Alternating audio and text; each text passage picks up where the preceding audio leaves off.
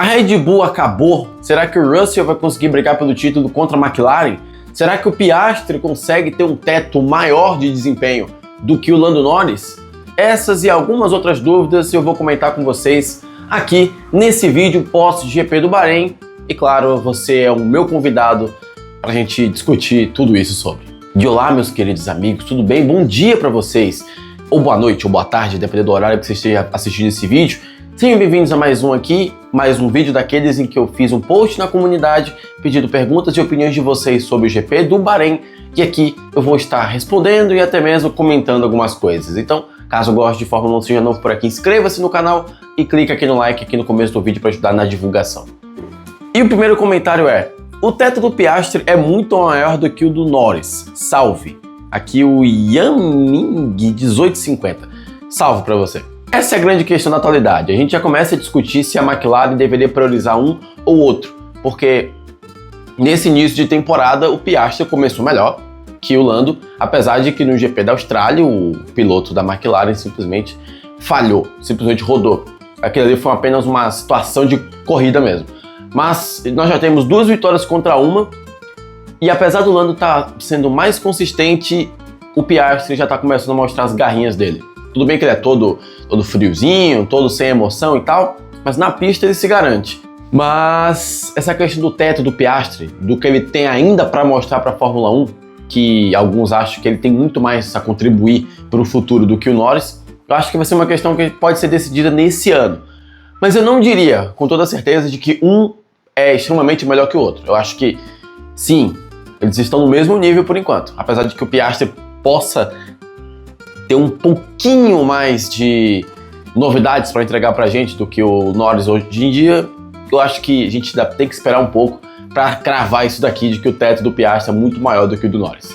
Vamos esperar um pouquinho, porque o australiano de vez em quando dá umas decepcionadas, quando é hora dele ir ele não vai. Vamos esperar um pouquinho.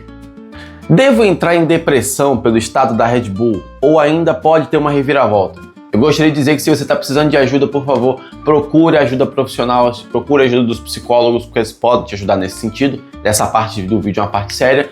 E pelo que eu entendi, você não estava falando tão sério. Não, ainda não.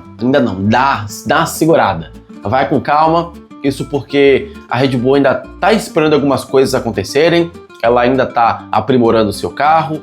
E principalmente vai ter umas alterações na redução da flexibilidade das asas dos outros carros, das outras equipes, McLaren e até mesmo Mercedes.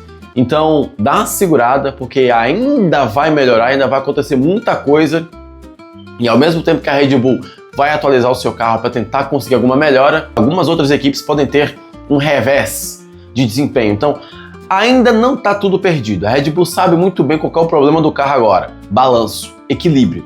Todos os pilotos reclamam disso, principalmente Verstappen, que contra tudo e contra todos ainda consegue um 6º lugar.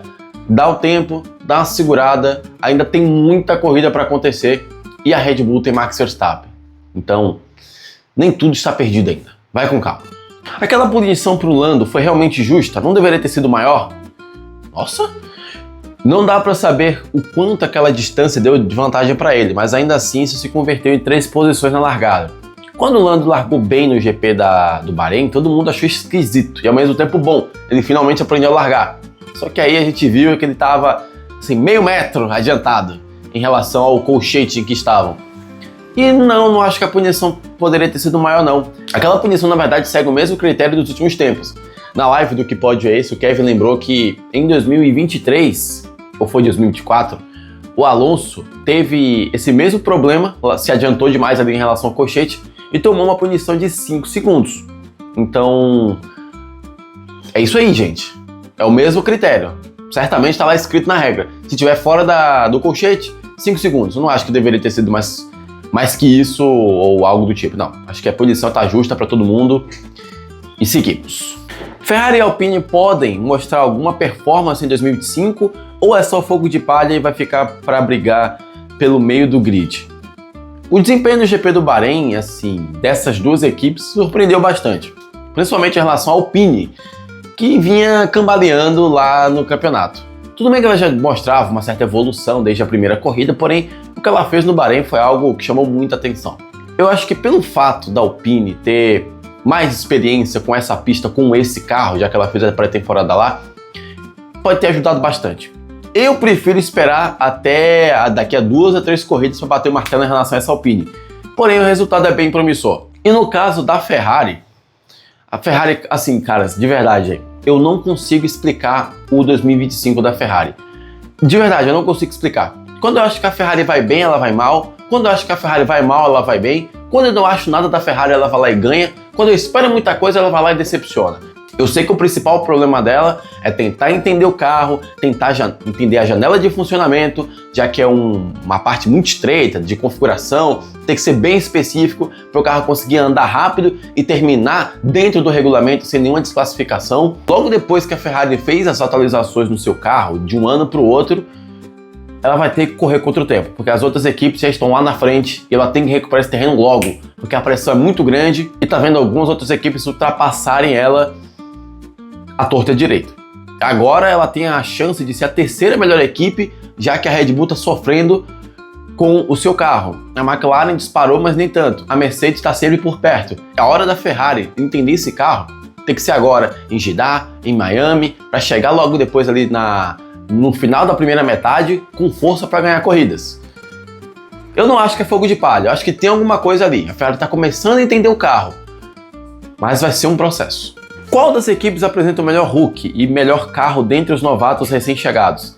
Seria Kimi com a Mercedes ou Oli com a Haas?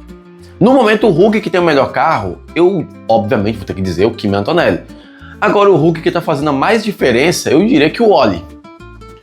Ele está com uma Haas e está pontuando, 3 vezes pontuando nas últimas 4 corridas. Se bem que nas últimas 3 corridas ele pontuou em todas, com a Haas. Tanto o Antonelli quanto o Oli estão fazendo muito bem nessas primeiras corridas, estão fazendo a diferença. Claro que os outros novatos também estão indo bem na medida do possível. Durham, Bortoleto e no caso do Radiat também, que tem um carro que classifica às vezes bem e termina mal nas corridas. O ritmo de corridas do carro da Vicarb aparentemente é péssimo.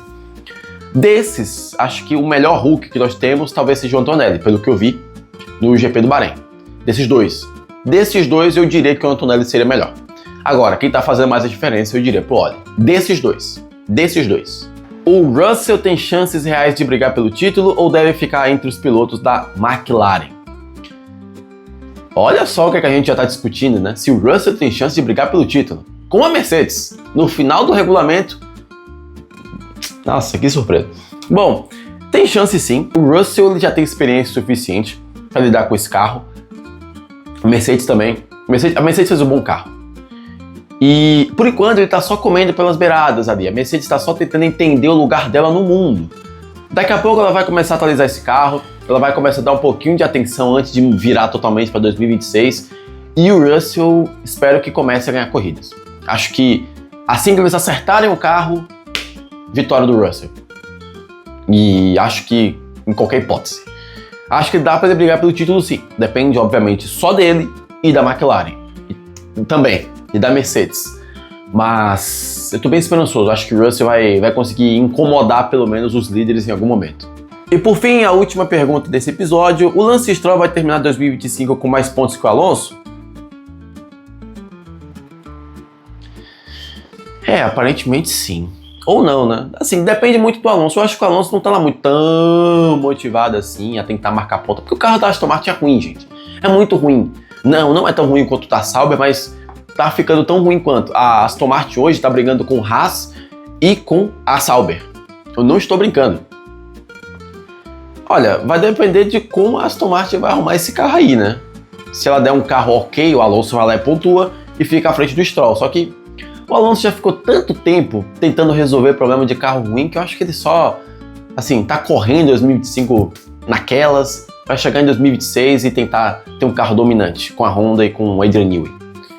Acho que se o Stroll ficar na frente do Alonso, não se espantem tanto, né? Porque o Alonso não tá lá muito afim de vencer companheiro de equipe nessa altura do campeonato. Ele quer vencer campeonatos, não companheiro de equipe.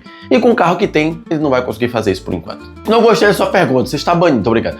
Dito tudo isso, você já foi ver quem é o líder da Fórmula 3? Você já foi ver se tem uma bandeirinha brasileira em primeiro lugar? Pois tem, porque Rafa Câmara é o líder da Fórmula 3 e venceu mais uma corrida dessa vez lá no Bahrein. ele que tinha marcado a pole position para a corrida principal e infelizmente não manteve na largada, porém durante a disputa ele recuperou e não largou mais. Venceu com autoridade, venceu com uma boa vantagem para o segundo lugar e não só na pista, quanto também na classificação.